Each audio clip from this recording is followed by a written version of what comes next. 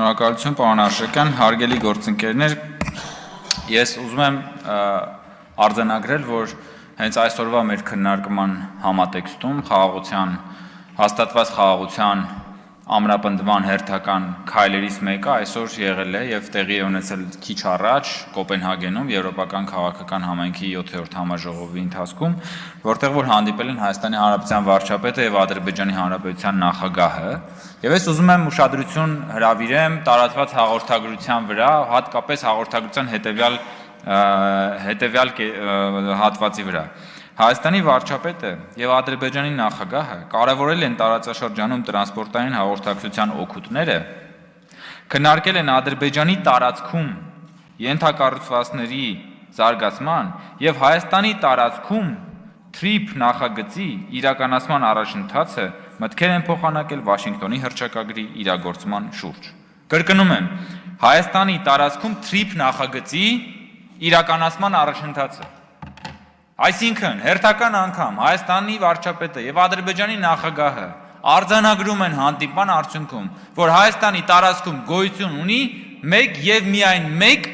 նախագիծ, դա TRIP նախագիծն է, այս կոմունիկացիաների ապաշրջափակման համատեքստում։ Ես հիմա ուզում եմ ուղղակի ասեմ, որ լավ կանի մեր ընդդիմությունը, այդ Միջանցքի գաղափարը ասենց վերցնի, ծալի եւ ուտի։ Դուք ինչ մտածեցիք, ժողովուրդ ջան։ Ուտի, որովհետև ուրիշ բան հնարավոր չի պարզապես, ժողովուրդ ջան, հերթը, այսինքն շատ կոնկրետ, այն մեր քննարկմանը եւ այդ ընթացքում, երբ որ Հայաստանի եւ Ադրբեջանի ղեկավարները հերթական անգամ արձանագրել են, որ Հայաստանի տարածքում կա TRIP, ուրա ընդդիմությունը չկա, վախճանված է, որովհետև ընդդիմությունը հենց խաղաղություն բառը լսում է, ճողոպրում է։ Ու ես ուզում եմ մի բան ֆիքսենք, ժողովուրդ։ Այս մարդիկ երկիր են կառավարել մի քանի տասնամյակ։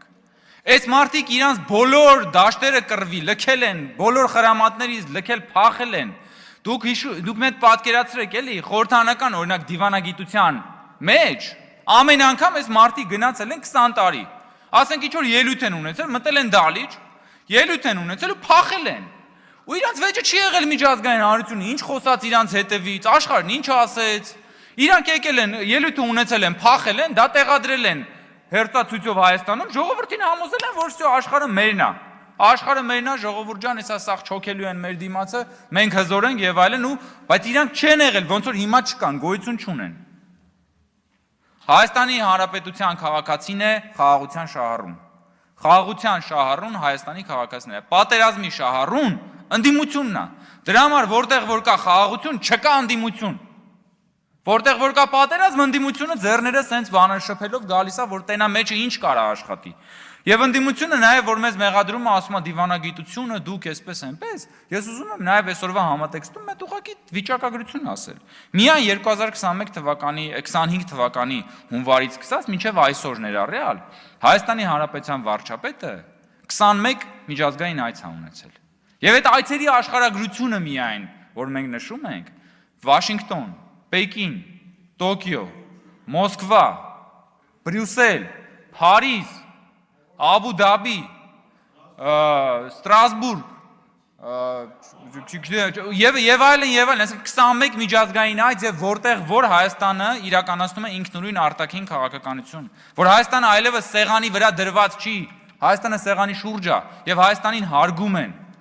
Եվ Հայաստանը առաջ է մղում սեփական պետական շահը, եւ այդ ճանապարհին իհարկե մենք լսում ենք ընդդիմության հոգեվարքի ձայները եւ բնականաբար այս իրենց դատար կաթոռները լավագույնս ապացուցում են ուրեմն իրենց քաղաքական գոյության, իսկ ավելի ճիշտ գոյության բացակայությունը։ Շնորհակալություն սիրելի գործընկերներ։ Չմոռանաք հավանել տեսանյութը եւ բաժանորդագրվել Civic AM-ի YouTube-յան էջին։